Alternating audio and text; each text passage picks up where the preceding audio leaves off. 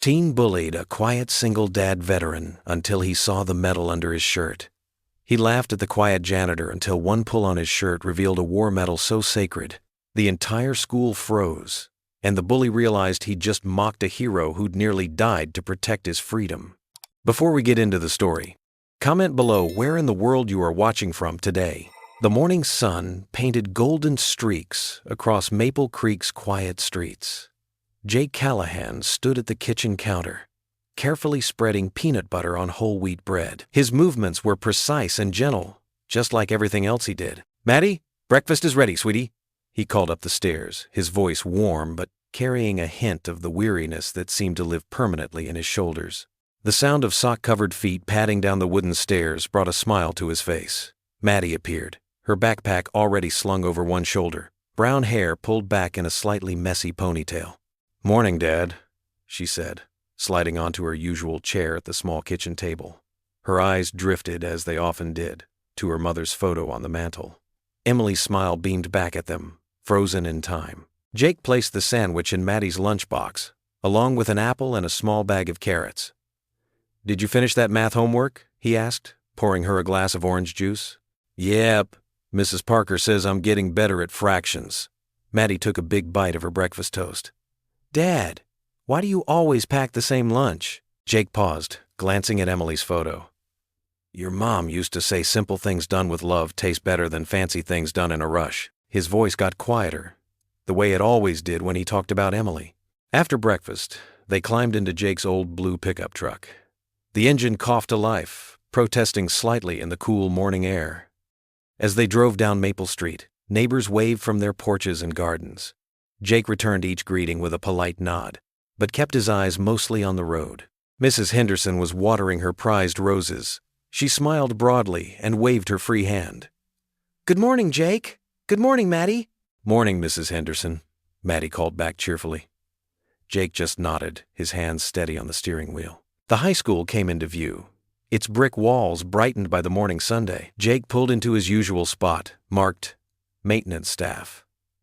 A group of students lounged near the entrance, their laughter carrying across the parking lot. "Have a good day, sweetheart," Jake said, giving Maddie a quick hug before she hopped out.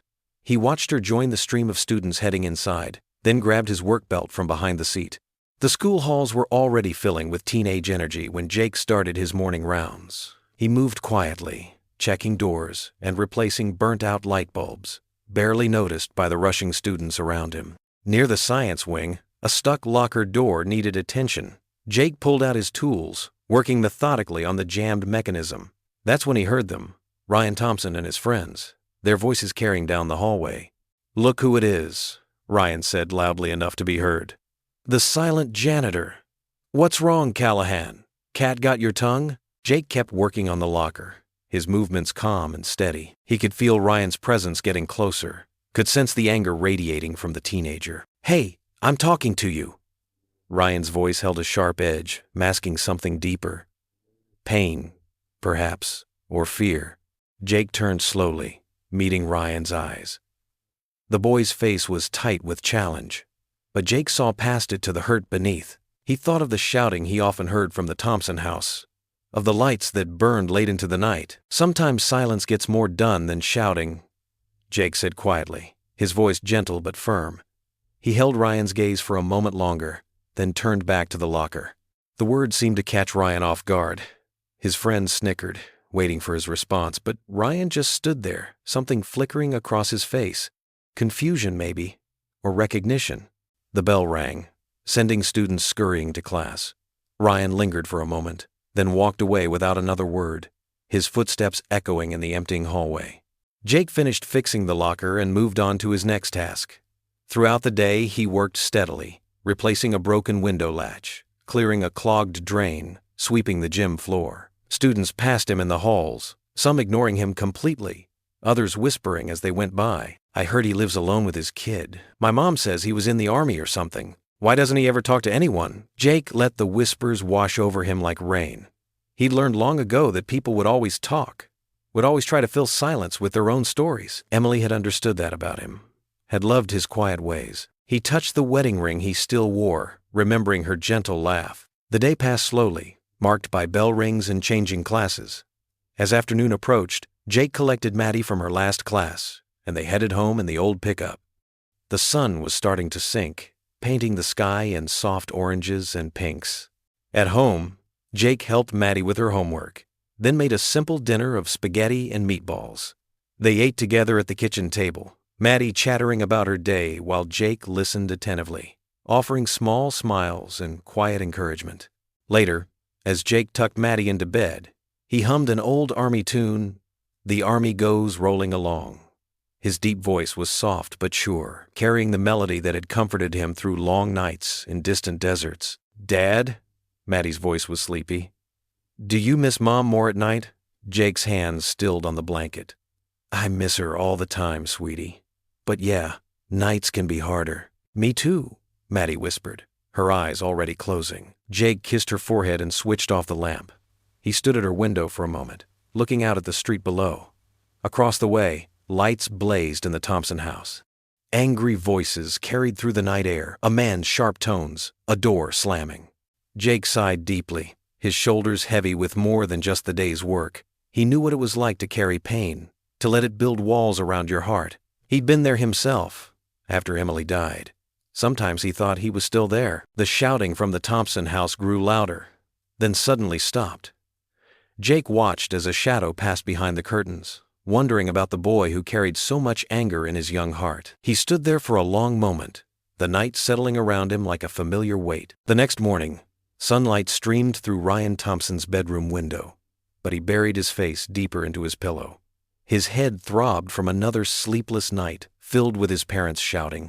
Empty bottles had crashed against walls. Doors had slammed. The usual symphony of his home life. His alarm clock showed 8:45 a.m. in angry red numbers. School had started 45 minutes ago. "Ryan!" His father's voice boomed from downstairs, rough with hangover. "Get your lazy behind down here!" Ryan groaned and pulled himself up, his wrinkled t-shirt from yesterday still clinging to him. He grabbed the first pair of jeans he could find on his cluttered floor. Downstairs, Carl Thompson stood by the front door, car keys jangling in his trembling hands. His face was red, and his breath already carried the sour smell of last night's drinks. "Can't even get up on time," Carl spat. "Just like your mother, useless." "Whatever," Ryan muttered, reaching for his backpack. "Don't you whatever me, boy." Carl grabbed his keys tighter. "I'm heading to Jimmy's. Don't expect dinner." The door slammed so hard the windows rattled. Ryan kicked his backpack across the kitchen floor, sending papers flying. Another perfect morning in the Thompson household. At school, the fluorescent lights of the main hallway buzzed overhead as Ryan slouched against his locker. His friends Mark and Tony lounged nearby, making paper airplanes out of their math homework. The steady swish-swish of a mop caught their attention. Jake Callahan worked methodically down the hall, cleaning up muddy footprints from the morning rush. His movements were careful and deliberate, like everything he did. "Hey, look!" Tony snickered. "It's Sergeant Mop-a-Lot." Ryan felt that familiar surge of bitter energy, the need to push back against something, anything. Bet he never even served, probably just tells stories to get sympathy. Mark joined in, doing an exaggerated limp down the hall. "Oh no, my war wounds. Better grab my trusty mop for support." The boys' laughter echoed off the lockers. Jake kept mopping, his rhythm never breaking. But then he looked up, his eyes meeting Ryan's directly. There was something in that steady gaze that made Ryan's chest tighten. No anger, no threat, just a calm certainty that seemed to see right through him. Ryan had seen that kind of look before, in his mother's eyes, the day she'd packed her bags and left. "Come on," Ryan said quickly, forcing a laugh that sounded hollow even to his own ears. "Let's get out of here before Cleanup Callahan asks us to join his janitor platoon." The rest of the day dragged by in a blur of classes Ryan barely paid attention to. When the final bell rang, he hurried to where he'd chained his bike that morning. The chain had slipped off completely, hanging uselessly from the gears. Ryan kicked the tire in frustration, adding another dent to his already beat-up bike. "Just perfect," he muttered, crouching down to examine the damage. His hands were soon covered in grease, but the chain wouldn't cooperate. The more he struggled with it, the worse it got. A shadow fell across him. Ryan looked up to find Jake Callahan standing there, still in his work clothes. Without a word, Jake knelt down beside the bike. Ryan's first instinct was to tell him to get lost. But something, maybe exhaustion, maybe that same unsettling feeling from their earlier encounter, kept him quiet. Jake's hands moved with practiced ease, threading the chain back through the gears. In less than a minute, he had it running smooth again. He gave the pedal a spin to test it, then stood up and pulled a rag from his pocket, wiping the grease from his fingers. Ryan stared at the fixed bike, then at Jake. The man's simple kindness felt like a splinter under his skin. Uncomfortable, foreign. Jake just gave a small wave and turned away, heading back toward the school building. Ryan swung his leg over the bike seat, his movements stiff and uncertain. As he pedaled out of the parking lot, he couldn't help glancing back. Jake still stood there, that same gentle wave continuing until Ryan turned the corner. The bike rode smoother than it had in months. Each rotation of the pedals seemed to echo the question growing louder in Ryan's mind. Why would someone he'd mocked all day show him kindness? It didn't make sense. Ryan was used to shouting matches and slammed doors, to people either fighting back or running away. Jake's quiet response to cruelty felt like a language he couldn't understand. As he rode home, the afternoon sun warm on his back, Ryan's confusion gave way to an unfamiliar feeling, something that felt dangerously close to shame. The gymnasium buzzed with activity as volunteers set up tables and hung colorful banners for Maple Creek High's annual community fair. Morning light streamed through the high windows, casting long shadows across the polished floor where Jake Callahan methodically arranged metal folding chairs in neat rows. Ryan Thompson leaned against the wall near the water fountain, his friends Tony and Mark flanking him on either side. They were supposed to be helping with setup, but instead watched others work while sharing a bag of chips. "Man, this is so boring," Tony complained, crushing an empty soda can. "Why'd we even show up?" "Because Coach said we'd get kicked off the baseball team if we skipped another school event," Mark reminded him, reaching for more chips. Ryan barely listened to them, his eyes drawn to Jake's methodical movements. The janitor worked with quiet efficiency, each chair placed perfectly straight, never rushing despite the growing noise around him. Something about his calm presence made Ryan uncomfortable, like an itch he couldn't scratch. "Check it out," Tony snickered, nudging Ryan. "Callahan's got his own little fan club." Sure enough, a group of elderly veterans had gathered near Jake, offering to help. Jake simply smiled and shook his head, continuing his work alone. His humility only seemed to draw more attention, with various community members stopping to chat as they passed by. "I don't get it," Mark said. "Guy acts like he's too good to talk to anyone.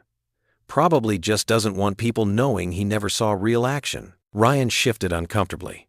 He'd noticed Jake's careful movements sometimes, the way he favored his left side when lifting heavy objects, but he pushed the thought away, focusing instead on his friend's laughter. As the morning wore on, the gym filled with people browsing various community organization booths. The noise level rose, echoing off the high ceiling. Jake finished with the chairs and began cleaning up some spilled coffee near the refreshment table. "Bet you won't go mess with him," Tony suddenly challenged, elbowing Ryan. "Come on, tough guy. Show us what you're made of." Ryan hesitated, watching Jake work. The janitor's shoulders were squared, his movements precise. There was something almost military about his bearing that Ryan had never noticed before. "What's wrong?" Mark taunted. "Scared of the cleaning man?" Pride and peer pressure won out over his growing unease. Ryan grabbed a paper cup, filled it with water, and started walking toward Jake. His heart pounded harder with each step, but he couldn't back down now. He waited until Jake stood up from wiping the floor, then deliberately bumped into him. Water splashed across Jake's worn blue work shirt, drawing surprised looks from nearby attendees. "Oops," Ryan said with exaggerated innocence. "My bad." Jake didn't respond, just reached for paper towels to clean up the spill. Something about his calm acceptance made Ryan's face burn with shame and anger. Without thinking, he reached out and grabbed Jake's sleeve. "Hey, I'm talking to you," he snapped, yanking hard enough to hear fabric tear. The ripping sound seemed to echo through the suddenly quiet gym. Through the torn sleeve, something metal glinted against Jake's white undershirt. Ryan's eyes fixed on it, trying to process what he was seeing. A star-shaped metal, suspended from a light blue ribbon with white stars. Ryan had seen it before, in history books and war movies, but this was real. A Medal of Honor, the highest military decoration possible, pinned carefully beneath Jake Callahan's humble janitor's uniform. The silence in the gym grew heavy, as others noticed too. Ryan's friends had stopped laughing. The elderly veterans stood straighter, their faces showing recognition and respect. Even the chattering crowd at nearby booths grew still. Ryan's hand fell away from Jake's torn sleeve. His throat felt too tight to breathe. All those times they'd mocked him, called him coward, made fun of his quiet ways. And all along, Tony and Mark backed away, then turned and hurried out of the gym. But Ryan remained rooted to the spot, staring at the medal that represented the highest level of military courage and sacrifice. Jake calmly buttoned his outer shirt, covering the medal once more. When he finally looked at Ryan, his eyes held no anger, only a deep understanding that made Ryan want to disappear into the floor. "Everyone fights battles, son," Jake said softly. "Not all are on the battlefield." The morning after the incident, Ryan slouched in his seat during first period, trying to make himself invisible. But he could feel the weight of stares from his classmates, hear the whispers that followed him down the hallways. Word had spread fast about what happened with Jake Callahan in the gymnasium. His usual spot at the back of Mr. Peterson's history class felt like a spotlight today. Even Tony and Mark, who sat on either side of him, acted like nothing had happened. But their forced laughter and awkward glances told a different story. "Did you guys hear about the janitor?" a girl whispered 2 rows ahead. "My mom says he got the Medal of Honor for saving his whole unit in Iraq." Ryan's stomach churned. He slid lower in his chair, wishing he could disappear into the floor. The Medal of Honor. He'd learned about it in social studies last year. The highest military decoration possible, and he'd mocked the man who earned it, treated him like dirt. Between classes, Ryan caught fragments of conversations from teachers huddled near the staff room. "Can't believe he never mentioned it. Such a humble man. That Thompson boy should be ashamed." By lunchtime, the guilt was eating him alive. Ryan stood in the cafeteria doorway, his brown bag lunch growing damp in his clenched fist. Through the window, he could see Jake working quietly in the courtyard, replacing light bulbs in the outdoor fixtures, just like any other day. Ryan's feet felt heavy as he walked outside. A few students watched curiously as he approached the maintenance ladder where Jake stood. Mr. Callahan?" Ryan's voice came out smaller than he intended. Jake glanced down, his expression gentle. "Afternoon, Ryan." He continued working, neither angry nor dismissive. About yesterday." Ryan stumbled over the words. "I didn't know. I shouldn't have." Jake descended the ladder carefully, wiping his hands on his work pants. "We all make mistakes," he said simply, looking Ryan in the eye without judgment. Ryan shifted uncomfortably. "I was a real jerk. To you, I mean. Not just yesterday, but all the time." A slight smile touched Jake's face. "If you want to make it right," he said, "come by my place this weekend. Got a fence that needs fixing." Ryan blinked, uncertain. Was this some kind of punishment? But Jake's expression held no malice, only a kind of patient invitation. I'll think about it," Ryan managed. That afternoon, Ryan's father Carl was already 3 beers in when Ryan got home. The TV blared a football game, and empty cans littered the coffee table. "Heard about your little run. In with the janitor hero," Carl sneered, not taking his eyes off the screen. "Fancy medals don't make him special. Probably got it for kissing the right brasses behind." Ryan felt his face grow hot. "It's not like that, Dad. Don't you dare defend him." Carl's voice rose sharply. "I won't have my son hanging around some stuck-up veteran who thinks he's better than everyone else. You stay away from him, you hear me?" "But he asked me to help." "I don't care what he asked." Carl crushed his beer can, aluminum crunching beneath his fingers. "You're not going anywhere near that house. End of discussion." Ryan retreated to his room, slamming the door behind him. He threw himself onto his bed, staring at the water stains on his ceiling. The afternoon sun cast long shadows through his window, and he could see Jake's house across the street. Through the growing darkness, warm light spilled from the Callahan's windows. Ryan watched as Jake and Maddie moved around their kitchen, probably making dinner together. There was something peaceful about their home, something his own house hadn't felt like in years. Ryan sat up slowly, moving to his window. He could see Jake helping Maddie with what looked like homework at their kitchen table. No yelling, no beer cans, just a father and daughter sharing a quiet evening together. His father's angry words echoed in his head. But Ryan's mind was already made up. This weekend he would go help fix that fence. Not because he had to, but because for the first time in forever, someone was offering him a chance to make things right. He watched the gentle scene across the street a moment longer, then pulled his curtains closed. Sometimes, Ryan realized, the hardest choices were also the most important ones. The Saturday morning sun cast long shadows across Jake Callahan's front yard as Ryan Thompson stood at the edge of the property, hands stuffed in his pockets. His feet felt heavy, like they were stuck in concrete. Jake was already hard at work, his sleeves rolled up as he examined the weathered fence posts that lined his property. Ryan took a deep breath and forced himself to walk forward. Before he could say anything, the screen door creaked open, and Maddie Callahan stepped onto the porch carrying a tray with 3 glasses of lemonade. Her bright smile caught Ryan off guard. There wasn't a trace of judgment in it. "Hi!" Maddie called out. "Dad said you might come. Want some lemonade? I made it myself." Ryan nodded, grateful for the distraction. The cold glass felt good in his sweaty palms.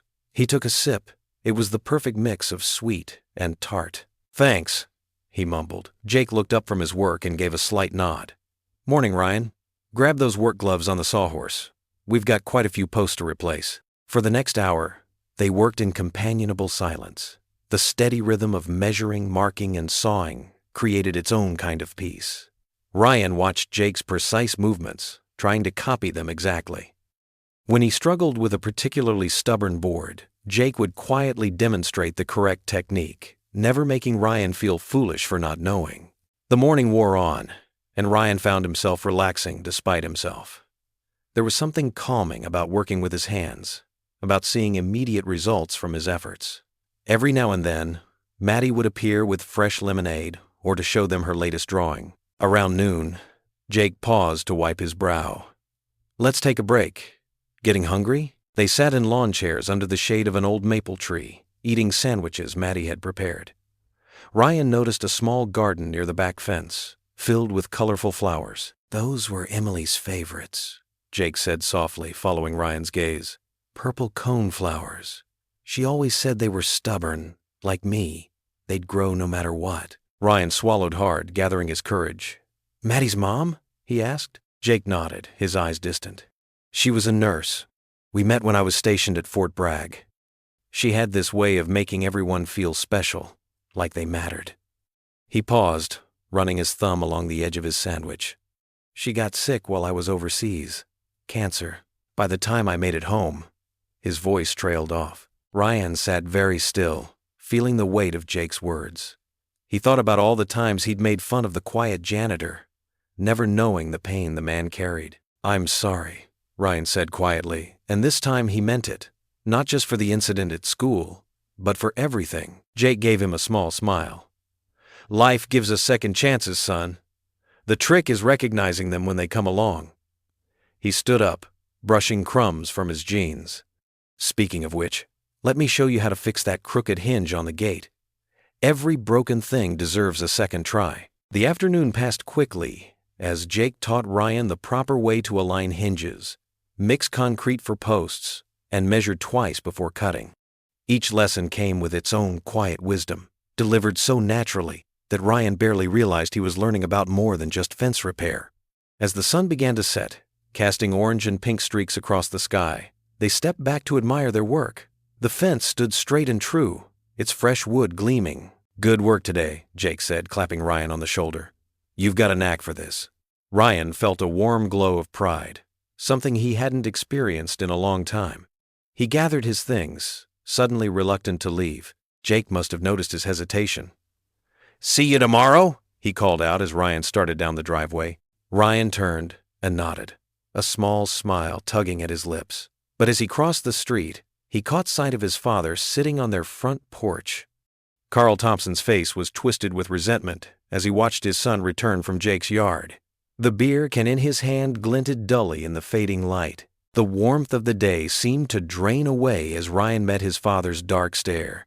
He could feel the weight of that gaze following him up the porch steps, heavy with unspoken accusations. Sunday morning, church bells echoed through Maple Creek's quiet streets, their deep tones rolling across front lawns, still wet with dew. Ryan sat on his front steps, absently pulling at loose threads on his worn jeans. He watched as Jake's old pickup truck rumbled past, Maddie's golden hair visible in the passenger window. She wore a yellow dress that reminded him of sunshine, and she waved as they drove by. Jake nodded at Ryan, with that same gentle smile he always wore. They looked peaceful, father and daughter heading to church together. Ryan felt something twist in his chest, a feeling he couldn't quite name. It wasn't exactly jealousy, but more like hunger, a deep longing for whatever they had that made them seem so whole. The sound of breaking glass from inside his house made Ryan flinch. His father was already awake, probably nursing another hangover. Ryan stayed outside until the church bells stopped ringing. On Wednesday afternoon, Ryan's sneakers crunched on the gravel of Jake's driveway. The garden shed stood crooked in the backyard, its weathered boards gray with age. Jake was already there, toolbox open on an old workbench. "Glad you came back," Jake said, handing Ryan a hammer. This old shed's seen better days. They worked together, removing rotted boards and replacing them with fresh lumber that smelled of pine. The steady rhythm of hammering filled the air, along with the occasional buzz of Jake's saw. "My dad built this shed," Jake said, running his hand along a beam. "Taught me everything I know about working with wood. Used to tell me the grain of the wood was like a story. You just had to learn how to read it." Ryan paused, wiping sweat from his forehead. "My dad, he doesn't teach me much of anything anymore." Jake nodded, understanding in his eyes. "Sometimes the hardest stories to read are our own." Maddie appeared with 3 glasses of lemonade on a tray, her steps careful and deliberate. "I helped make it," she announced proudly.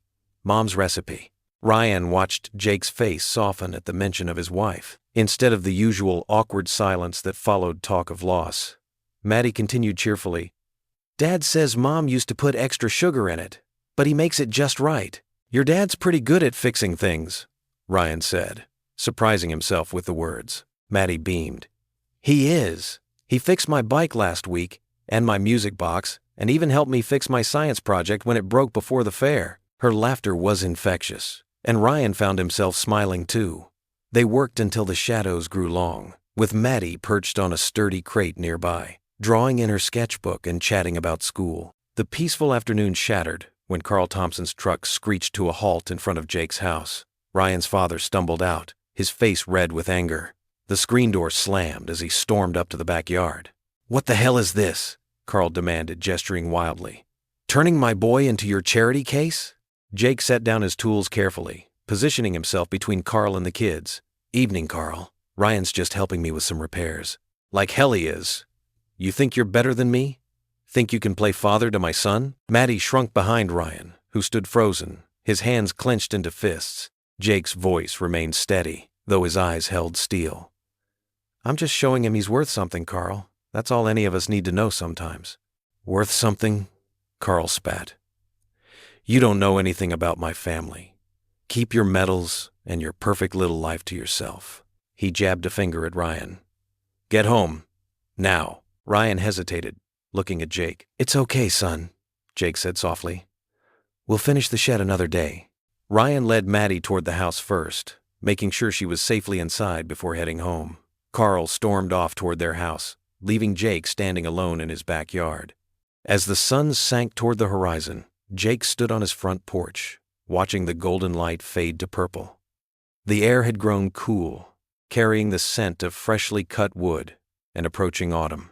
He could see Carl pacing in front of his living room window across the street, could hear the muffled sound of his angry voice. Jake's hands gripped the porch railing, his knuckles white.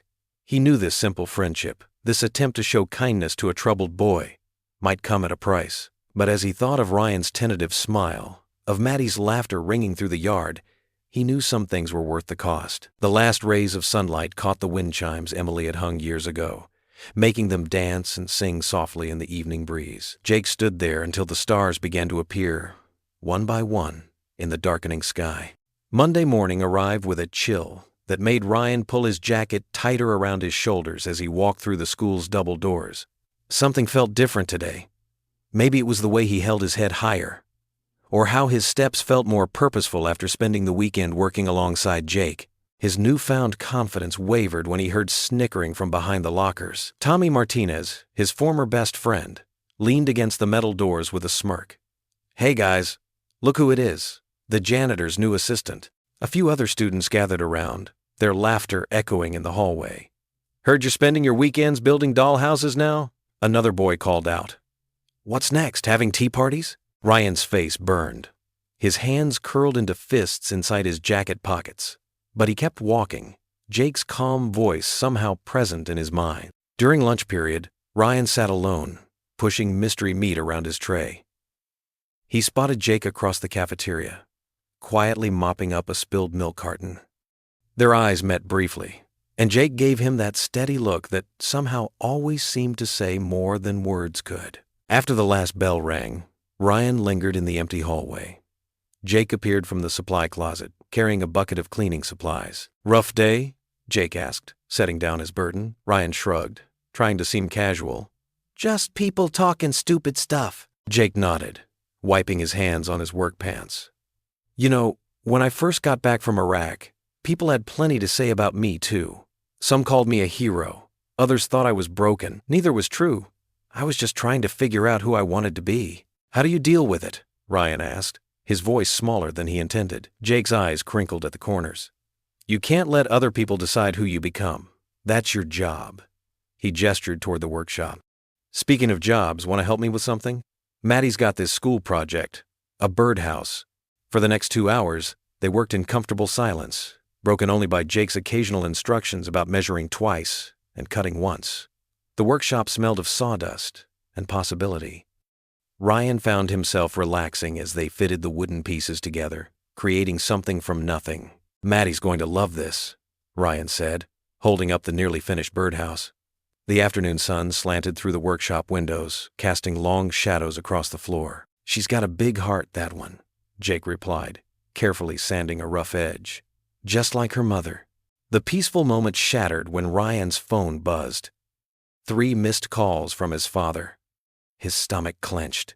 I should go, he said quickly, gathering his backpack. Jake's expression showed concern, but he didn't pry. We'll finish this tomorrow? Ryan nodded and hurried home, each step feeling heavier than the last. The moment he opened his front door, the smell of alcohol hit him. Carl Thompson sat in his recliner, empty bottles scattered around his feet. Where you been? Carl's words slurred together. Working on a school project? Ryan answered, trying to edge toward his room. With that fraud across the street? Carl stood unsteadily. That man ain't nothing but a show-off with his fancy metal. Probably bought it at a pawn shop. Something snapped inside Ryan. Jake's twice the man you'll ever be! The words hung in the air like smoke. Carl's face darkened. What did you say to me? He lurched forward, grabbing Ryan's shirt collar. That coward's turned you against your own father. He's not a coward, Ryan shouted back. He's kind and decent, and everything you're not. The slap came fast and hard, catching Ryan across the cheek. He stumbled backward, knocking over a lamp. It shattered on the floor. Get out, Carl roared. If you love that hero so much, go live with him. Ryan didn't need to be told twice. He ran out into the night, tears burning his eyes. The spring air had turned cold, but he barely felt it. His feet carried him across the street to Jake's house, where he collapsed on the porch steps. Hours passed. Ryan huddled there, watching his breath make clouds in the darkness. Around 3 a.m, he heard heavy footsteps and shouting from his house. His father leaving for another bar, no doubt. As dawn broke over Maple Creek, painting the sky in soft pinks and oranges, Jake's front door opened. Ryan turned, his neck stiff from sleeping against the porch railing. Jake stood there in his work clothes, looking at Ryan with understanding in his eyes.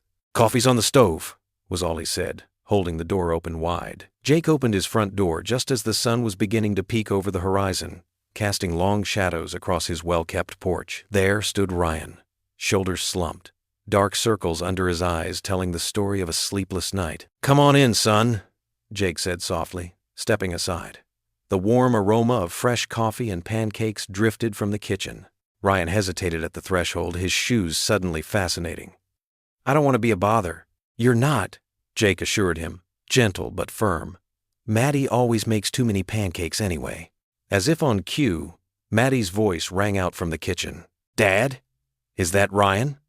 Her head popped around the corner, brown hair tied in messy braids, wearing a paint-splattered apron. Her face lit up when she saw him. I made blueberry ones. They're your favorite, right? Ryan blinked, surprised she'd remembered his offhand comment from days ago. Yeah, they are. The kitchen was warm and bright, nothing like the cold silence of his own house. Maddie had already set 3 plates at the small round table, complete with matching cloth napkins folded into triangles. A vase of fresh wildflowers sat in the center, probably Maddie's doing. Sit, Maddie insisted, pulling out a chair. She proudly placed a stack of slightly lopsided pancakes on his plate. I'm getting better at making them round, she declared. Jake poured coffee for himself and Ryan, then orange juice for Maddie. They ate together, passing syrup and butter, talking about small things. Maddie's art project, the weather, a funny story about Jake's attempt to fix the washing machine. Ryan found himself relaxing, even laughing at Maddie's jokes. This was what breakfast should feel like. After cleaning up, Jake grabbed his truck keys. Got some errands to run? Want to come along? They spent the morning helping Mrs. Peterson, an elderly neighbor, with her yard work. Ryan watched as Jake showed him how to properly edge a lawn, explaining the importance of taking pride in even the simplest tasks. Everything we do matters, Jake said, wiping sweat from his forehead, even if nobody's watching. They moved on to Mr. Garcia's house, fixing his rickety porch steps. While they worked, Jake spoke quietly about his time in the service, not the dramatic war stories Ryan had expected, but tales of friendship, sacrifice, and finding strength in fear. You know what scared me most over there? Jake asked, measuring a board. Ryan shook his head. Not being worthy of my men's trust. Fear's natural, Ryan. It's what you do with it that counts. Jake handed him a hammer. Fear can paralyze you, or it can wake you up, make you more aware, more careful, more determined to do what's right. As they drove to the hardware store, Ryan found himself opening up about his own fears, disappointing everyone, ending up like his father, never being good enough. Jake listened without judgment, offering occasional words of wisdom that felt like anchors in a storm. Faith isn't about being perfect, Jake said as they loaded bags of mulch into the truck. It's about believing something better is possible, even when you can't see it yet. The afternoon sun was setting when Ryan's phone buzzed. His mother's name flashed on the screen. He stepped away to answer it, hearing the worry in her voice. Ryan, honey, are you okay? Your father. He's been drinking again. I'm so sorry. I should be there, but... Her voice cracked. I'm fine, Mom, Ryan said, throat tight. I'm with Jake. Mr. Callahan. A pause. The veteran. Your father mentioned him. He seems... kind. He is. Ryan watched Jake showing Maddie how to plant flowers in their front garden. Why can't you come home? Another pause. Longer this time. It's complicated, sweetheart. Your father. I just can't. After hanging up, Ryan stood silent, staring at nothing. Jake approached quietly, placing a steady hand on his shoulder. Sometimes, Jake said softly, forgiveness starts before understanding. Not because they deserve it, but because you deserve peace. Ryan nodded, unable to speak around the lump in his throat. That evening, they sat in Jake's living room, the TV playing quietly in the background. Maddie curled up in her favorite armchair, sketching. The house smelled of coffee and old wood, like safety and belonging. Ryan's eyes grew heavy as Jake read from a worn leather book, his voice steady and calm. The last thing Ryan remembered was Maddie saying goodnight, giving him a quick hug before heading upstairs. Then Jake's gentle hands laying a soft blanket over him, and words whispered like a shield against the darkness. Lord, watch over this boy. Help him find his way. Amen. For the first time in years, Ryan fell asleep without fear. The steady ticking of Jake's old clock marking moments of peace in this house that felt more like home than any place he'd known. The morning sun streamed through the classroom windows as Mrs. Peterson tapped her marker against the whiteboard. Class, I have an exciting announcement, she wrote in large letters. Essay contest. A hero in my community. Ryan sat up straighter in his chair, his mind immediately going to Jake, the quiet janitor who had shown him more kindness in a few weeks than he'd experienced in years. The winner's essay will be published in the local newspaper, Mrs. Peterson continued. And there's a $500 scholarship prize. Your essay should highlight someone who makes a real difference in Maple Creek. Students around Ryan started chattering about police officers and firefighters. Someone mentioned the mayor. Ryan stayed silent, thinking about medal-winning veterans who chose to be janitors and fixed broken fences on weekends. During lunch break, Ryan wandered the hallways, finding Jake replacing light bulbs in the science wing. "Hey," Ryan said, scuffing his shoes against the floor. "There's this essay contest." Jake climbed down from his ladder, wiping his hands on his work pants. "I heard about it.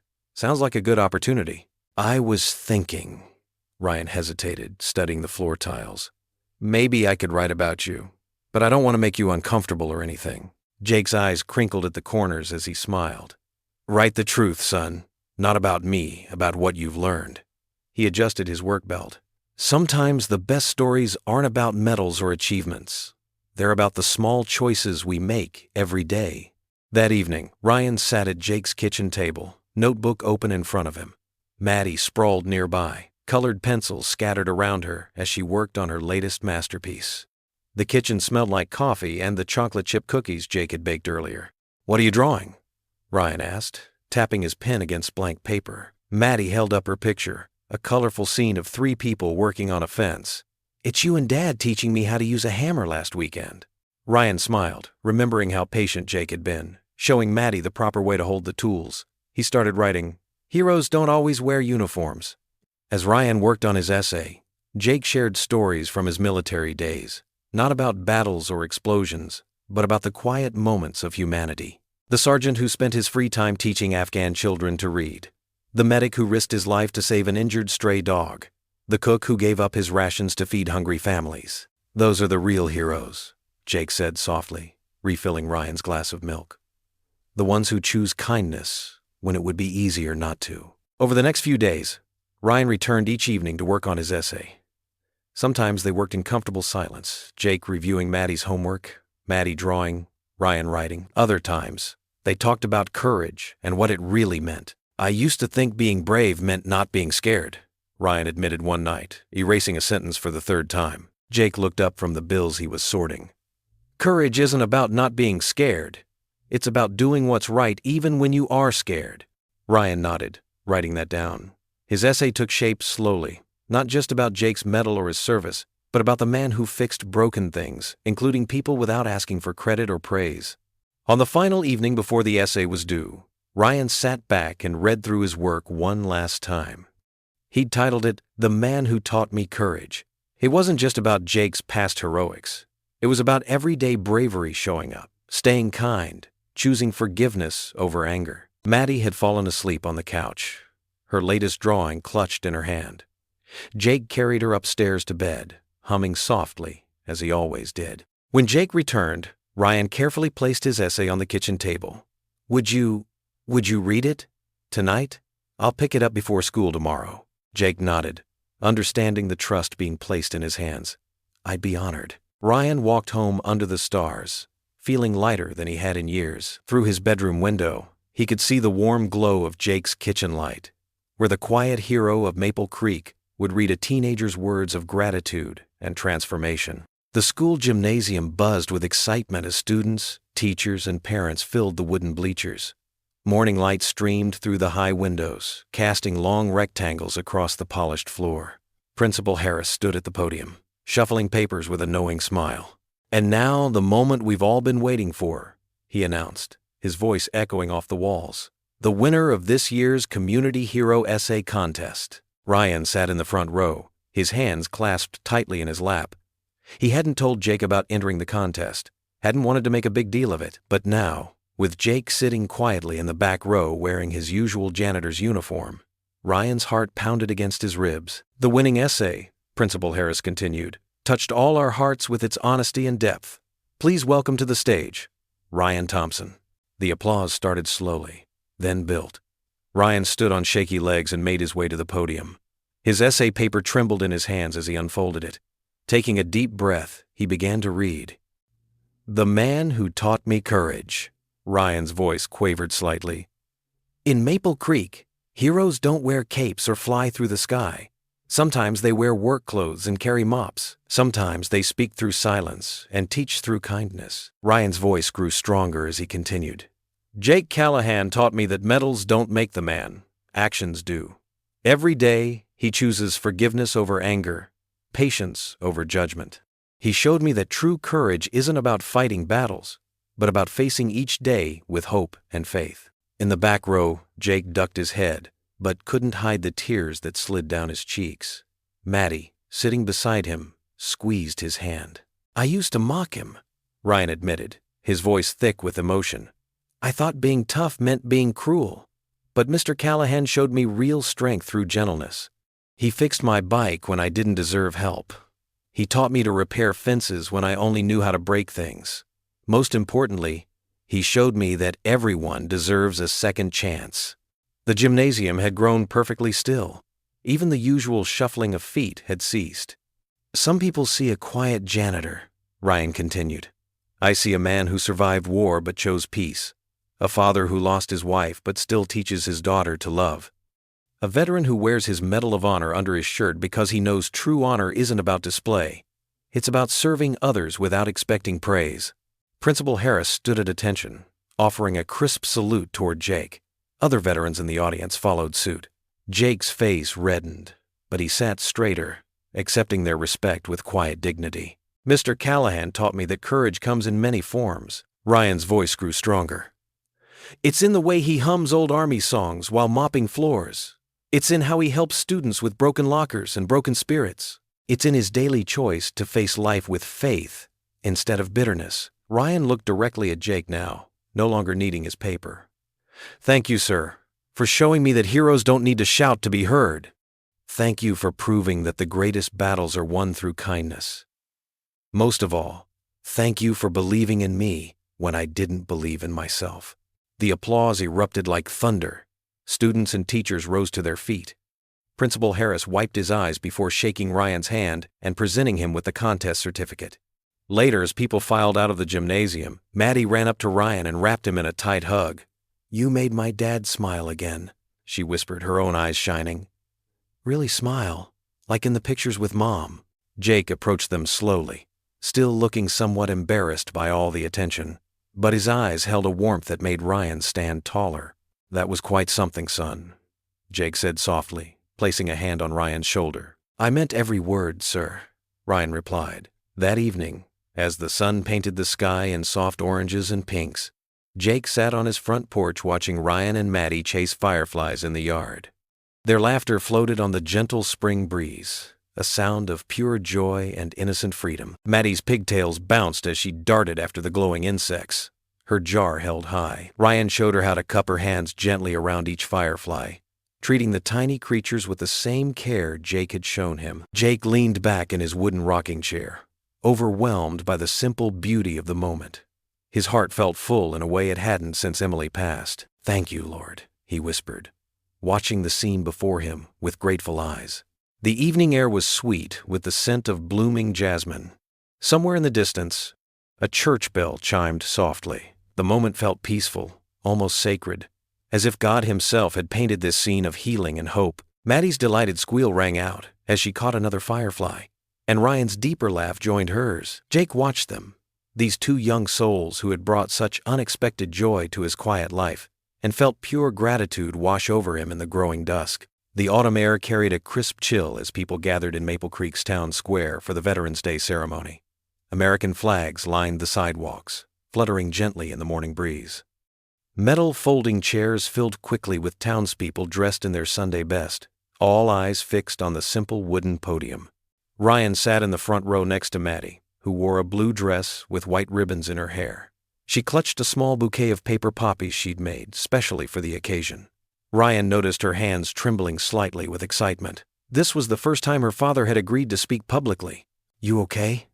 Ryan whispered, giving her a gentle nudge. Maddie nodded, her eyes bright.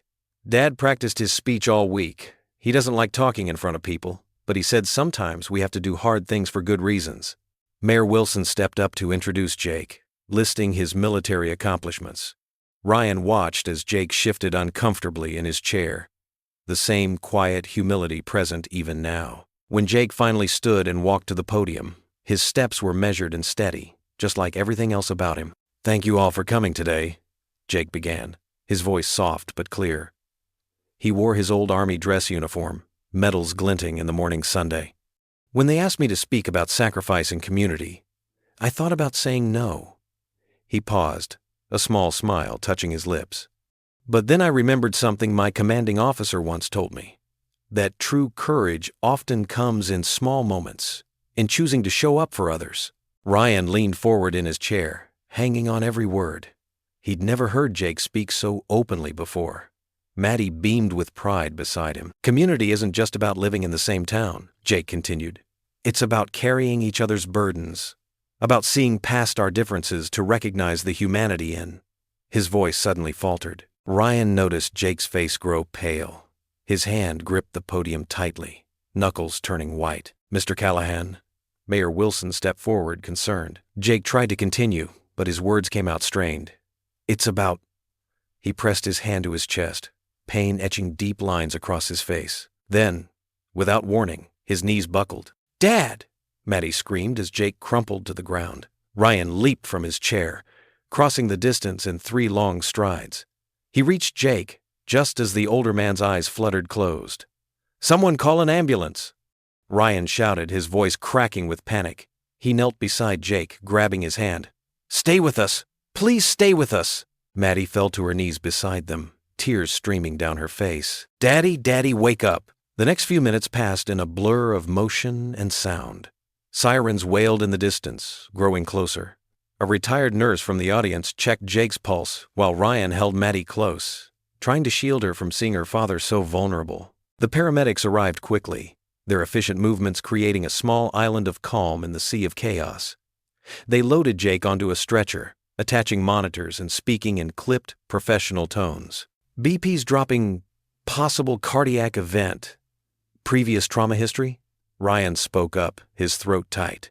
"He has shrapnel from the war, near his heart." The doctors said it wasn't dangerous, but the lead paramedic nodded grimly. "We'll take good care of him, son. You family?" "Aye." Ryan looked at Maddie, who clung to his arm. "Yes, we're family." They followed the ambulance to Maple Creek General Hospital, Ryan driving Jake's old pickup with Maddie silent beside him. In the emergency room, they waited while doctors rushed Jake into surgery. Hours crawled by like years. Finally, Dr. Stevens emerged, looking tired but composed. "The shrapnel shifted," she explained gently. "It's been there for years, but sometimes these things can move unexpectedly. We need to operate to remove it, but it's a delicate procedure. We're transferring him to Central Regional for specialized cardiac surgery." Maddie's small voice quavered. "Is my dad going to die?" The doctor knelt to her level. "We're going to do everything we can to help him, sweetheart. Your dad is very strong." As evening fell, Ryan sat alone on Jake's front porch, the wooden steps creaking beneath him. The unfinished birdhouse they'd been working on lay in his hands, its edges rough and incomplete. A star peeked through the gathering clouds above, but Ryan barely noticed through his tears. "This is my fault," he whispered to the empty yard. "If I hadn't written that essay, if I hadn't made him speak today." His fingers traced the half-finished perch they'd carved together just days ago. "I should have left him alone. Everyone I care about gets hurt." The birdhouse felt heavy in his hands, a symbol of everything unfinished, everything that could be lost. Ryan remembered Jake's patient instructions, showing him how to measure twice, cut once. How to sand the edges smooth so the birds wouldn't catch their wings. How to build something meant to shelter others. A car passed by, its headlights sweeping across the porch, catching the tears on Ryan's cheeks. He didn't bother wiping them away. Somewhere in the distance, a church bell tolled, marking the hour. The sound reminded him of Sunday mornings, watching Jake and Maddie walk to service, their heads held high despite the whispers and stares. Now Maddie was staying with their elderly neighbor, Mrs. Peterson, until Jake's sister could arrive from Ohio. The house behind Ryan stood dark and silent, as if holding its breath. He clutched the birdhouse tighter, feeling splinters press into his palms. The night air grew colder, but Ryan couldn't bring himself to leave. This porch had become his sanctuary over the past weeks, a place where he'd learned about strength and grace, about second chances and quiet courage. Now it felt like a testament to everything he stood to lose. "I'm sorry," he whispered again to the empty chair where Jake usually Saturday. "I'm so sorry." The stars continued their slow dance across the sky, indifferent to the pain below. Ryan sat motionless, holding the broken pieces of wood and hope, while shadows lengthened around him, and his tears fell silently in the dark. The fluorescent lights of Mercy General Hospital cast harsh shadows across the sterile corridors. Ryan slumped in an uncomfortable plastic chair outside Jake's room, his school backpack at his feet.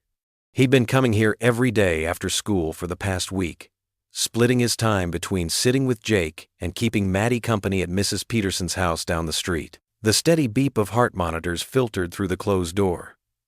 Ryan glanced at his watch. 4:30 p.m. He'd learned the nurses' schedules by now, knew when they'd come to check vitals or adjust medications. Jake lay inside, peaceful but unnaturally still, tubes and wires connecting him to various machines. "He's stable," the doctors kept saying. But stable wasn't enough. Stable wasn't Jake teaching him how to fix a broken fence post or sharing quiet wisdom over morning coffee. Ryan pulled out his math homework, attempting to focus on equations instead of worry. The scratch of his pencil filled the quiet hallway. A nurse passed by, offering a sympathetic smile he'd grown used to seeing. Heavy footsteps echoed down the corridor. Ryan looked up to see his father approaching, face flushed with anger and something else, probably alcohol. Carl Thompson's work boots left muddy tracks on the clean hospital floor. "So this is where you've been hiding," Carl spat, looming over Ryan. "Hanging around this place like some lost puppy." Ryan's jaw tightened. "I'm not hiding. I'm being here for my friend." "Friend?" Carl laughed harshly. "That washed-up soldier? What's he ever done for you except fill your head with nonsense?" "He's taught me more about being a man than you ever have," Ryan said, standing up slowly. His hands trembled, but his voice remained steady. "He's shown me what real strength looks like." Carl's face darkened. "Real strength? You mean hiding behind a janitor's mop and some medal he probably got for running away?" "Jake saved his entire unit." Ryan's voice rose despite his effort to stay calm. "He ran into enemy fire to pull his men to safety. He's a hero, but not just because of that. He's a hero because he shows up every day, takes care of his daughter, helps people who don't deserve it." Ryan's throat tightened. "People like me." "Listen to yourself," Carl sneered, defending him like he's some kind of saint. "Where was your precious hero when your mother left? Where was he when we were struggling to pay bills?" "That's not his fault," Ryan shouted, surprising himself with his volume. "None of that is his fault. You're the one who drove Mom away. You're the one who can't keep a job because you'd rather drink than work." The slap came fast and hard, catching Ryan across the cheek. The sound echoed in the quiet hallway. A nurse at the station looked up sharply, reaching for the phone. Ryan touched his stinging face, staring at his father. In that moment, something broke free inside him. Not just anger, but liberation. "You know what, Dad? I'm done. I'm done with your drinking, your excuses, your hatred of anyone who's better than you. You ungrateful little..." Carl raised his hand again. "Go ahead," Ryan said quietly, straightening his spine like Jake had taught him. "Show everyone exactly who you are." Carl's hand wavered, then dropped. Security guards were already approaching from both ends of the hall. "I'm leaving," Ryan said, picking up his backpack. "Don't bother looking for me." He walked away as the guards escorted his father out, Carl's angry shouts fading behind him. Ryan's feet carried him automatically to the hospital chapel on the first floor. He'd passed it many times, but never gone in. The small room was empty, lit only by electric candles and the last rays of sunset through stained glass windows.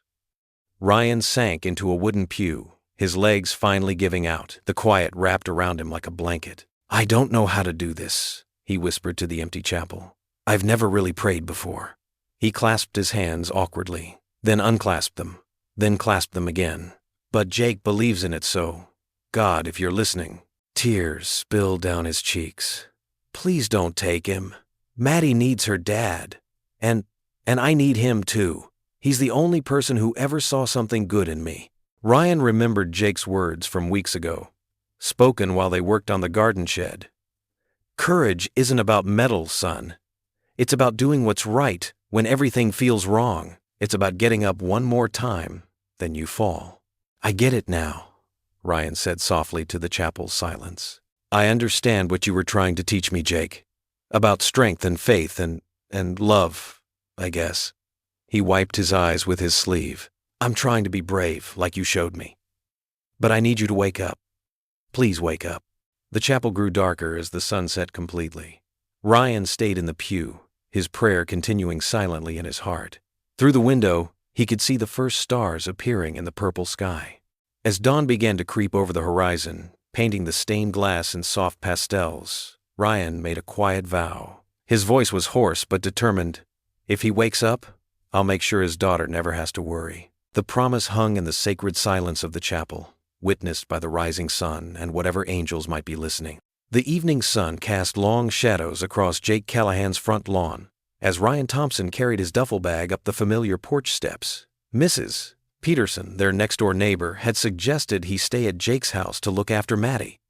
"That child needs stability right now," she'd said, pressing the spare key into his hand. Maddie sat on the porch swing, her legs dangling, clutching the worn teddy bear Jake had given her last Christmas. She looked up as Ryan approached, her eyes tired but hopeful. "Are you really staying with us?" "Yeah, kiddo, if that's okay with you." Ryan set his bag down carefully. Maddie nodded, scooting over to make room on the swing. "Dad would want you here." Inside, the house felt different without Jake's steady presence. Ryan moved through the rooms, noting all the little tasks Jake had mentioned wanting to fix: the squeaky cabinet hinge in the kitchen, the loose doorknob on the bathroom door, the dripping faucet in the laundry room. He'd learned enough from Jake over the past weeks to handle these repairs. Mrs. Peterson brought over a casserole, and other neighbors followed suit. Soon, the refrigerator was stocked with home-cooked meals. The community had always respected Jake, but now they showed it through action rather than just words. That evening, Ryan helped Maddie with her homework at the kitchen table, just as Jake would have done. The math problems were simple enough, but what mattered was maintaining the routine. Afterward, they tackled the dishes together, Maddie washing while Ryan dried. "You do it just like Dad," Maddie observed, passing him a plate. "He always lines up the dishes in size order when he dries them." Ryan smiled, realizing he'd unconsciously picked up Jake's habits. "Your dad's pretty particular about doing things right." The next morning, Ryan woke early to make breakfast before school. He couldn't match Jake's perfectly fluffy pancakes, but Maddie ate them anyway, saying they were almost as good as Dad's. They drove to school in Jake's old pickup, which Ryan had permission to use. The familiar routine seemed to comfort Maddie. After school, Ryan devoted himself to Jake's unfinished projects. He organized the tools in the garage exactly how Jake liked them, labels facing out, everything in its proper place. The neighbors noticed his dedication. Mr. Wilson from across the street brought over his power drill when Ryan was fixing the loose porch railing. Mrs. Chen from 2 houses down contributed her gardening expertise to help maintain Jake's vegetable patch. Word spread through Maple Creek about the teenager who'd stepped up to care for his former mentor's daughter. The same people who had once whispered about that troubled Thompson boy now spoke of him with respect. The local hardware store owner offered Ryan a discount on supplies. The grocery store manager slipped extra treats into their bags. At bedtime, Ryan discovered Jake's collection of worn paperback books, dog-eared at specific pages. "Dad always reads me a chapter before bed," Maddie explained, climbing under her covers. Ryan picked up the book marked with Jake's bookmark. "The Chronicles of Narnia," he read aloud, settling into the chair beside her bed. His voice wasn't as smooth as Jake's, but he tried to put the same warmth into the words. The days fell into a rhythm. Ryan fixed what needed fixing, helped Maddie with homework, and kept the house running as best he could. He learned to cook simple meals from YouTube videos, determined not to rely solely on neighborhood generosity. The kitchen often smelled of slightly burned toast and imperfect attempts at Jake's recipes, but Maddie never complained. One afternoon, they worked together on rebuilding the birdhouse that had been left unfinished when Jake collapsed. Ryan remembered Jake's careful instructions about measuring twice and cutting once. Maddie painted it in bright colors, adding little flowers just like the ones in her father's garden. "Dad will love it," she said confidently, putting the final touches on a yellow daisy. That night, after Maddie was asleep, Ryan drove to the hospital. The halls were quiet except for the soft squeak of nurses' shoes on linoleum. Jake's room was dim, lit only by the glow of monitoring equipment. Ryan placed the finished birdhouse on the bedside table, positioning it so Jake would see it when he woke up. "We finished it, sir," he whispered, straightening the tiny roof one last time. The painted flowers seemed to glow in the darkness, a small beacon of hope in the sterile hospital room. The birdhouse stood as a symbol of everything Jake had taught him: patience, care, and the importance of finishing what you start. More than that, It represented the promise Ryan had made to himself, to be the kind of person Jake believed he could be. The morning light filtered through Jake's kitchen window as Ryan sat at the worn wooden table, surrounded by stacks of paper. His hands moved quickly, writing down ideas and making lists. Maddie watched from across the table, her small fingers wrapped around a mug of hot chocolate. "We need to help Dad," she said softly. "The hospital bills are in that drawer, and they're really big." Ryan nodded, his jaw set with determination. He'd seen the unopened envelopes, each one stamped with urgent payment notices. The sight had made his stomach twist. Jake Callahan, who'd given so much to everyone else, now needed help himself. "We're going to do something about it," Ryan said, pushing back his chair. He grabbed his backpack and started filling it with the flyers he'd stayed up all night designing. They weren't fancy, just simple papers with Jake's photo and the words "Help Our Local Hero" printed in bold letters. The next few days became a blur of activity. Ryan walked until his feet ached, posting flyers on every telephone pole and storefront in Maple Creek. He visited 3 churches on Sunday morning, standing awkwardly in his cleanest shirt as he explained Jake's situation to the congregations. "Mr. Callahan never asked for recognition," Ryan told the parishioners at First Baptist. His voice shook at first, but grew stronger as he spoke. "He just quietly helped everyone who needed it. Now he needs us." The response surprised him. People didn't just nod politely, they acted. Mrs. Wilson from the diner offered to cater the fundraiser for free. Mr. Roberts, who owned the hardware store, donated supplies for the stage setup. Even Ryan's English teacher, Miss Patterson, volunteered to handle the publicity. At school, classmates who had once mocked Jake now approached Ryan with offers to help. The same kids who'd laughed at Coward Callahan were now organizing bake sales and car washes. The irony wasn't lost on Ryan, but he welcomed every helping hand. The veterans' response touched him the most. They came from neighboring towns, some walking with canes or sitting in wheelchairs, all wearing their service pins proudly. They shared stories about similar acts of kindness Jake had shown them over the years, fixing their cars for free, building wheelchair ramps, listening when nightmares kept them awake. "That man's worth his weight in gold," said old Mr. Martinez, a Vietnam veteran who drove 2 hours to help. "Never wanted credit for anything he did." The mayor offered the town square for the fundraiser, and on a crisp Saturday morning, Ryan watched in amazement as the community transformed the space. American flags fluttered between the trees. Tables groaned under home-cooked dishes. A donation box filled steadily with checks and cash. Maddie stuck close to Ryan's side, her eyes wide at the crowd.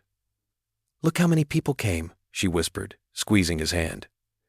"Dad would be embarrassed by all this attention." Ryan smiled, knowing she was right. Jake would have tried to stop them if he knew. But sometimes, Ryan had learned, you had to let others show their love, even if it made you uncomfortable. When it came time for Ryan to speak, his heart hammered against his ribs. He climbed the simple wooden stage, facing what seemed like half the town. The paper in his pocket held a carefully written speech, but as he looked at the faces before him, neighbors, teachers, veterans, friends, different words came to his heart. "A few months ago," he began, his voice carrying across the hushed crowd, "I thought I knew what a hero looked like. I thought it was all about medals and uniforms and battlefield glory." He paused, swallowing hard. "Then I met Jake Callahan. He taught me that sometimes heroes don't wear uniforms anymore. They wear kindness. They show up every day, doing the right thing when nobody's watching. They fix broken fences and broken spirits. They see the good in people who don't see it in themselves." The crowd grew still, hanging on every word. Ryan saw tears in several eyes, including Maddie's. Mr. Callahan never wanted attention or praise. He just wanted to make the world a little better, one person at a time. He started with me, though I didn't deserve it. Now it's our turn to help him. As Ryan stepped down from the stage, wiping his own eyes, movement at the back of the crowd caught his attention. There, partially hidden behind a tree, stood Carl Thompson. His father's face was streaked with tears, his usual anger replaced by something that looked like shame, or maybe regret. Their eyes met for a brief moment before Carl turned and walked away, disappearing into the crowd. Ryan stood frozen, watching the space where his father had been. The noise of the fundraiser continued around him, people chatting, children laughing, music playing. But in that moment, he felt the weight of something shifting, like a key turning in a long rusted lock. Maddie appeared at his side, tugging his sleeve. "Did you see him?" she asked quietly. Yeah, Ryan replied, still staring at the empty space. I saw him. The hospital corridor was quiet except for the soft beeping of machines and the squeak of nurses' shoes on linoleum. Carl Thompson stood outside Jake's room, his weathered hands fidgeting with his worn baseball cap. His face looked older in the harsh fluorescent lights, the lines around his eyes deeper than usual. Through the window, he could see Jake lying in the hospital bed, pale but peaceful. Various tubes and wires connected him to monitoring equipment, making him look smaller somehow, more vulnerable than the strong figure Carl had resented for so long. Taking a deep breath, Carl knocked softly on the doorframe. Jake's eyes opened slowly, focusing on his visitor.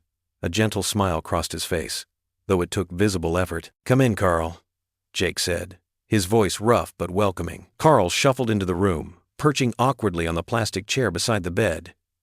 The silence stretched between them, broken only by the steady rhythm of the heart monitor. Carl started, then cleared his throat. I've been a fool, Jake. Jake watched him patiently, his eyes kind despite his obvious fatigue. You know, back in '89 I tried to enlist, Carl continued, staring down at his cap as he twisted it in his hands. Had it all planned out. Was gonna make something of myself, serve my country. His voice cracked slightly. Failed the medical. Some heart condition they found. Sent me home with a pat on the back and a thanks for trying. Jake listened quietly, his expression thoughtful. After that, I couldn't handle seeing other men in uniform, especially ones like you. Decorated heroes who did everything I couldn't. Carl's shoulders slumped. Started drinking more. Lost my wife. Almost lost my boy. He looked up, meeting Jake's eyes. And then you show up, with your Medal of Honor and your quiet dignity, making my son into a better man than I ever could. Carl, Jake interrupted gently, having a medal doesn't make me any better than you. But, no, Jake said firmly, though his voice was weak. You didn't fail, Carl. You just needed someone to believe in you again. He reached out with a shaking hand and gripped Carl's arm. Your son believes in you. He always has. Unknown to both men, Ryan had arrived at the door during their conversation. He stood frozen, watching his father's shoulders shake with silent sobs. I'm so sorry, Carl whispered. To both of you. I've been so angry for so long, I forgot how to be anything else. Ryan couldn't hold back any longer. He stepped into the room, tears streaming down his face. Dad? Carl turned, his eyes red and wet. For a moment, father and son stared at each other, years of hurt and misunderstanding hanging between them. Then Ryan moved forward, and Carl stood, opening his arms. They collided in a fierce embrace, both crying openly now. Carl's hands gripped the back of Ryan's jacket like he would never let go. I'm sorry, son, Carl choked out. I'm so sorry. I know, Dad. Ryan sobbed into his father's shoulder. I know. They held each other, swaying slightly as Jake watched from his bed. Despite his weakness, his smile was bright and genuine. Now, that's the kind of courage I meant, he whispered, his voice filled with quiet joy. The afternoon sun streamed through the hospital window, casting a warm glow over the three men. In that moment, the beeping machines and sterile walls seemed to fade away, leaving only the pure, healing power of forgiveness and love. Carl and Ryan stayed embraced, years of built-up walls crumbling between them. Jake closed his eyes, at peace with the knowledge that sometimes the greatest battles won aren't fought with weapons, but with open hearts and the courage to change. The morning sun painted Maple Creek in warm golden hues as Jake's old pickup truck, driven by Ryan, turned onto their street. Jake sat in the passenger seat, looking thinner but with color returning to his cheeks. Maddie bounced excitedly in the back seat, barely able to contain her joy at finally having her father home. As they rounded the corner, Jake's eyes widened. His modest house had been transformed. American flags of all sizes lined the driveway, fluttering gently in the spring breeze. Colorful banners stretched between trees proclaimed, "Welcome home, Jake," and "Our hero." His front porch, which had needed a fresh coat of paint for years, now gleamed crisp white against the morning light. "What in the world?" Jake whispered, his voice thick with emotion. Ryan grinned as he pulled into the driveway. "Just wait until you see your truck, sir," Parked proudly in front of the garage was Jake's old work truck, but it barely resembled the rusted vehicle he remembered. The dents had been smoothed out, the paint refreshed to a deep navy blue that sparkled in the sunlight. Chrome trim gleamed like new, and even the cracked windshield had been replaced. The auto shop students did that, Ryan explained, helping Jake out of the car. They worked on it every day after school. People began emerging from behind cars in neighboring houses. The entire community seemed to have gathered, teachers from the school, veterans Jake knew from support groups, neighbors he'd helped over the years, and even some of Ryan's former friends who used to mock him. Maddie couldn't wait any longer. She ran to her father and threw her arms around his waist, careful not to squeeze too tight. "Welcome home, Daddy." Jake hugged her close, then reached out to include Ryan in their embrace. The teenager hesitated for just a moment before stepping in, and Jake held them both tightly as tears slipped down his cheeks. "Thank you," he managed to say, though the words felt inadequate. The crowd burst into applause and cheers. Jake noticed handmade cards and notes tucked between the flags, messages of gratitude and support from what looked like every person in town. Someone had planted fresh flowers in the garden beds, their bright colors matching the festive atmosphere. Mrs. Peterson, his elderly neighbor, stepped forward with a plate of her famous chocolate chip cookies. "These are still your favorite, aren't they, Jake?" she asked with a warm smile. "Yes, ma'am," Jake replied, accepting the plate with a grateful nod. "Nothing better than your cookies." People began approaching one by one, each sharing stories of how Jake had touched their lives. The school principal spoke of Jake's quiet dignity in the face of mockery. A fellow veteran recalled how Jake had sat with him through a particularly rough night. Even the local mechanic admitted that Jake's example had inspired him to start offering discounted repairs for elderly customers. Ryan's mother appeared from the crowd, Carl standing supportively beside her. She handed Jake a thick envelope filled with get-well cards from students. "The kids miss you at school," she said softly. "They've been asking when you'll be back." Jake smiled, remembering his simple job that had somehow become so much more. "Soon," he promised, "though I might need some help at first." "I can help," Ryan volunteered quickly.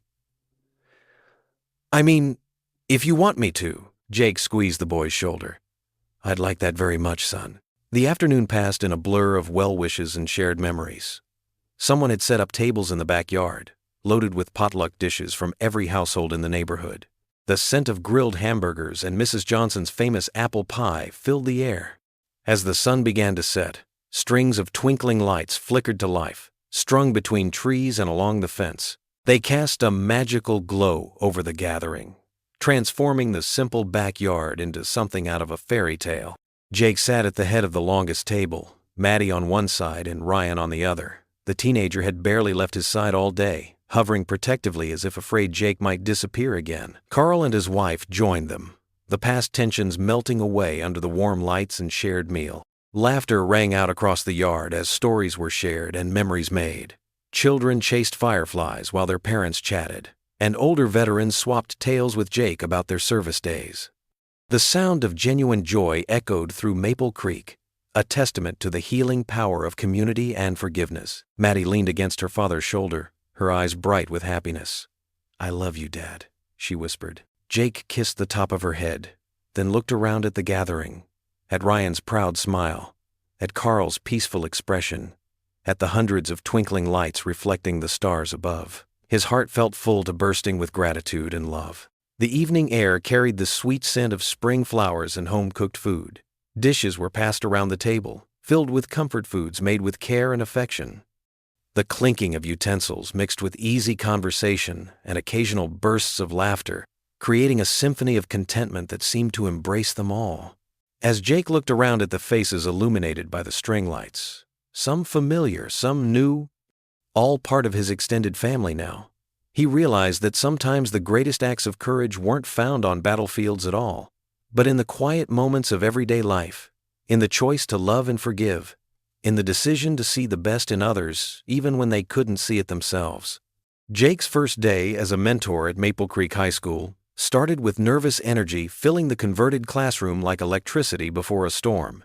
Students filtered in through the narrow doorway, their curious whispers and shuffling footsteps echoing off the cinderblock walls as they found their seats among the mismatched chairs Jake had borrowed from the cafeteria. The space had been transformed from an old storage room into what Jake called the Life Skills Lab, though it was really just a circle of plastic chairs. A few motivational posters Maddie had helped him create with her careful 12-year-old handwriting, and a small American flag she'd insisted on placing in the corner. The smell of fresh paint still lingered in the air from the weekend Jake and Ryan had spent repairing water damage and covering the worst of the graffiti. Sunlight streamed through the single window, casting long rectangles of gold across the worn linoleum floor where boxes of forgotten textbooks had once gathered dust. Ryan stood near the doorway, greeting students with a confidence that would have been unimaginable just months ago. His dark hair was neatly combed and parted to the side, and he wore a clean button-down shirt his mother had finally bought him after seeing his essay featured in the local newspaper, a far cry from the angry teen who once prowled these same halls looking for trouble. His fists clenched and his heart full of rage. Now his hands hung relaxed at his sides, and when he smiled at each entering student, the expression reached his eyes. "Take any seat you want," Ryan said to a nervous freshman who hesitated in the doorway. "We're all just regular people here." The boy nodded gratefully and found a chair near the back, clutching a notebook to his chest like armor. "Welcome, everyone," Jake said softly, his gentle voice somehow commanding more attention than a shout ever could. He remained seated, his posture straight but relaxed, hands folded in his lap. The careful way he moved still showed traces of his recent surgery, but his eyes sparkled with a purpose that made him seem younger than his 42 years. "I'm Mr. Callahan, and this is Ryan Thompson. We're here to talk about something that might surprise you. Real courage." The 16 students shifted in their seats, some looking uncertain and glancing toward the door as if planning an escape, others leaning forward with genuine interest. A few recognized Ryan from his award-winning essay, which had become something of a local legend after being reprinted in 3 neighboring towns' newspapers. The story of the bully who became a believer had touched hearts far beyond Maple Creek's borders. "Most people think courage is about being tough," Jake continued, leaning forward slightly in his chair. His movements were still careful. Recovery from his heart surgery wasn't complete, and the doctors had warned him about overexertion, but his voice carried the quiet strength that had earned him respect from everyone who knew him. "But I learned something different in war, and Ryan here taught me even more about it right here in Maple Creek, in moments that had nothing to do with medals or battles." Ryan stepped forward, his hands tucked casually in his pockets. The Bronze Star pendant Jake had given him earlier that morning caught the light beneath his shirt collar, a glint of metal that reminded him of his purpose. "I used to think being brave meant not showing weakness," he admitted, his voice steady and clear. "I thought it meant making other people afraid of you, making sure they knew you could hurt them if you wanted to. I was wrong about a lot of things back then. Real courage? It's about showing up for others when it's hard. It's about choosing kindness when you'd rather be angry, when anger feels safer and easier." Over the next hour, Jake and Ryan took turns sharing stories that painted pictures more vivid than any textbook. Jake talked about young soldiers who risked their lives not for glory or recognition, but to protect Iraqi civilians caught in crossfire, kids not much older than the students in this room, who could have stayed safe in their bunkers but chose to run toward danger when others needed help. Ryan spoke about learning to stand up to bullies, including the biggest bully of all, the one he'd seen in the mirror every morning for years. His voice grew stronger as he talked about the day everything changed, when he'd seen that Medal of Honor pinned beneath Jake's torn shirt and realized that true strength looked nothing like what he'd imagined. "Remember Tommy Martinez?" Ryan asked the class, his eyes finding the quiet boy in the second row who still struggled with his stutter. "I used to make fun of the way he talked. Made him feel small just so I could feel big. Now he's one of my best friends, and we study together every Tuesday at the library." That conversation, the one where I apologized and asked if we could start over, took more courage than any fight I've ever been in. Admitting I was wrong and asking for forgiveness from someone I'd hurt, that felt like jumping off a cliff. Tommy's face flushed, but he smiled and nodded, his own small act of courage in a room full of watching eyes. The students leaned forward, captivated by stories that felt real and raw and honest. This wasn't the usual lecture about being good citizens or following rules. This was real life, with all its sharp edges and difficult choices, from people they knew People who walked the same halls and breathed the same small-town air. Jake shared a story about a young soldier in Iraq who spent his precious free time teaching local children to read English. Specialist Morrison could have rested during his downtime, Jake said, his voice carrying the weight of memory. Could have written letters home, played cards, tried to forget where he was for a few hours. But instead, he chose to reach out, to build bridges instead of walls. He said those kids reminded him why we were there, not to fight, but to protect the possibility of something better. That's the kind of courage that changes the world, one person at a time. During a brief break, as students stretched and whispered among themselves, one girl raised her hand tentatively. Sarah Chen, Jake recognized, a quiet sophomore who rarely spoke in class but always listened with intense focus. "Mr. Callahan," she said, her voice barely above a whisper, "is it true you have a Medal of Honor?" The room fell silent, all eyes turning to Jake. He smiled gently, the expression softening the lines around his eyes that spoke of sleepless nights and difficult memories. "I do, Sarah, but the medal that matters most to me isn't the one I got in war." He reached into his jacket pocket and pulled out a small velvet box, the kind that might hold an engagement ring. "It's this one I'm about to give." The classroom seemed to hold its breath as Jake stood slowly, his movements deliberate and careful. Every student sat perfectly still, sensing they were about to witness something important, something they would remember long after graduation. Jake turned to Ryan, and the love in his eyes, the pride of a father for a son, even though no blood connected them, made several students blink back unexpected tears. "Son," Jake said, his voice thick with emotion that he didn't try to hide, "you've shown more courage in these past months than many soldiers I've known. You chose to change when change was the hardest thing in the world. You chose to care when caring made you vulnerable. You chose to help others even when it cost you everything you thought mattered, your reputation, your old friends, your armor against the world." Jake opened the box with trembling fingers, revealing a simple bronze star pendant on a thin chain. It wasn't fancy or official, just a small symbol that somehow meant everything. The metal was warm from being close to Jake's heart, and tiny engravings around the edges caught the morning light. "This isn't a military medal," Jake explained, his voice growing stronger as he spoke words he practiced in his bathroom mirror that morning, wanting to get them right. "It's something better. It's a reminder that the greatest battles we fight are the ones inside ourselves, against fear, against hate, against the voice that tells us we're not good enough to change. And you, Ryan Thompson, have won that battle with more honor than any soldier I've ever served beside." Ryan's hands trembled as Jake placed the chain around his neck, the weight of it settling against his chest like a promise. The pendant caught the morning light streaming through the window, sending warm reflections across the classroom walls like tiny stars dancing in the converted storage room that had become a sanctuary. "You gave me back my faith in people," Ryan said softly, his fingers touching the star with reverence. His voice was barely above a whisper, but in the absolute quiet of the room, everyone heard him clearly. Tears he didn't try to hide ran down his cheeks, and he didn't care who saw them. Jake's own eyes misted as he replied, "And you gave me back my purpose, son. You reminded me that the war isn't over. It just looks different now. It's fought in classrooms and living rooms and grocery store parking lots, one choice at a time." The bell rang in the hallway, signaling the end of first period, but nobody moved. They all sat there, witnesses to something rare and precious. The moment when guidance became grace, when teaching became truth, when two broken people showed a room full of teenagers that healing was possible. Then, as if a dam had burst, students began sharing their own stories about standing up for younger siblings against playground bullies, about helping elderly neighbors carry groceries when their backs ached, about finding the strength to be kind to the weird kid in math class when it would have been easier to join in the mockery. The Life Skills Lab had become more than a classroom.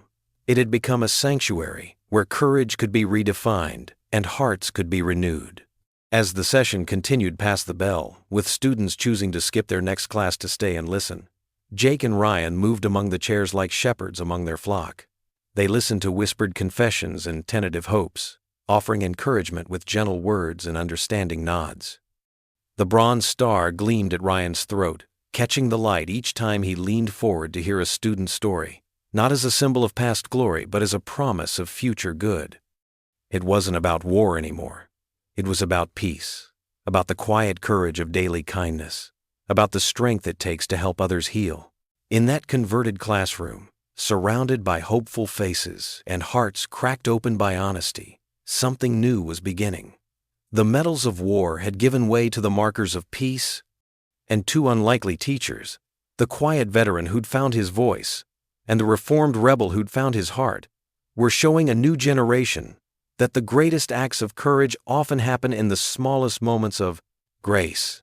The morning light continued to stream through the single window, warming the circle of mismatched chairs where stories of transformation were being shared like sacred gifts. Jake watched his students with quiet pride, seeing in each face the same potential for change he'd witnessed in Ryan, the same spark of goodness that just needed someone to believe in it. The Bronze Star caught the light again and again, a small reminder that sometimes the greatest victories aren't won on distant battlefields, but in the daily choice to be better than we were yesterday, to love when it's easier to hate, to hope when despair seems more reasonable. And in that moment, as laughter mixed with tears and stories of courage filled the air like incense, Jake knew that Emily would have been proud. This was the legacy she would have wanted, not monuments or recognition, but hearts opened and lives changed, one student at a time. The spring morning dawned crisp and clear over Maple Creek High School. Dew sparkled on the fresh grass, and birds called from the old oak trees that lined the parking lot. Jake Callahan and Ryan Thompson stood together at the base of the flagpole, their shadows long in the early light. Students began gathering quietly around them, drawn by the solemn atmosphere. Maddie stood in the front, her hands clasped together, watching her father and Ryan with pride shining in her eyes. The morning air held that special stillness that comes before important moments. Jake ran his hand along the smooth metal of the pole, the same one he'd spent countless hours maintaining as a janitor. His fingers traced the spots where he and Ryan had repaired rust spots and replaced old hardware. Every mark told a story of their journey together. "Remember the first time you saw me working here?" Jake asked softly, glancing at Ryan with a gentle smile. Ryan nodded, his face flushing slightly at the memory.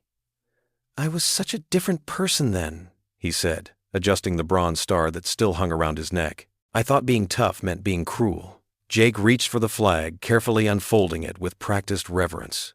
The morning breeze caught the edges, making the fabric ripple like waves. He handed one corner to Ryan, and together they began the familiar ritual of preparing to raise it.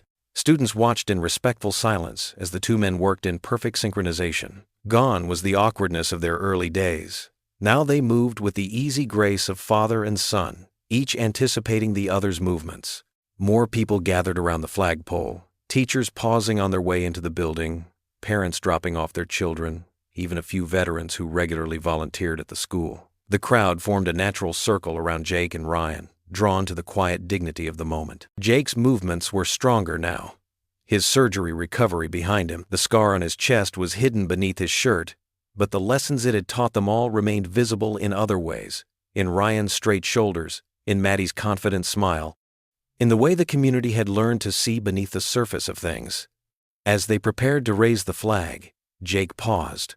The morning sun caught his face, highlighting the silver in his hair and the wisdom in his eyes. He turned to Ryan, his voice carrying clearly in the hushed morning air. "A man's strength isn't in what he's done," Jake said, his words measured and meaningful, "but in who he lifts up."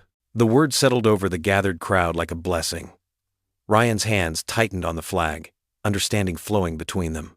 This wasn't just about raising a piece of cloth. It was about everything they'd learned together, everything they'd become. Together, they began to raise the flag. The pulley system creaked softly as Old Glory climbed toward the morning sky. Everyone watched as the flag caught the breeze and unfurled, its colors bright against the pale blue horizon. Maddie stepped forward and started the Pledge of Allegiance, her clear voice carrying across the schoolyard. Others joined in, the familiar words taking on new meaning in the context of all that had happened in their small town. As the flag reached the top of the pole, Ryan looked around at the gathered faces, his former bullying victims now friends, teachers who had once despaired of him now proud, his own father standing at the back of the crowd with clear eyes and a steady stance. The bronze star felt warm against his chest, a constant reminder of transformation. The flag snapped crisply in the morning breeze, and Jake secured the line with practiced ease. He stepped back, standing shoulder to shoulder with Ryan, both of them gazing upward at the symbol they had raised together. Ryan's voice carried across the quiet schoolyard, reflection deep in his tone. Sometimes heroes don't teach us how to fight, they teach us how to forgive. The sun rose higher behind them, painting the sky in shades of gold and promise. Its light caught the medal on Ryan's chest and the quiet pride in Jake's eyes, illuminating father and son, mentor and student, standing together beneath the flag they had raised, not just a piece of cloth, but a testament to the power of grace, forgiveness, and the quiet courage of everyday heroes. The gathered crowd remained silent, bearing witness to this moment of completion. The flag waved gently above them all, a reminder that the greatest victories are often won in the quiet moments of choosing kindness over anger, understanding over judgment, and love over fear. Light spilled across the schoolyard, marking the beginning of a new day. Jake and Ryan stood steady in its warmth, their shadows merging on the ground behind them, the veteran and the boy who had learned to be a man, united under the same sky of grace and hope. What would you do if you were in their place? Comment your answer below, and let's see how you'd rewrite the ending. If you enjoyed the story of Jake Callahan, I handpicked the next story that you will enjoy. Please don't miss this one. Click here to watch it.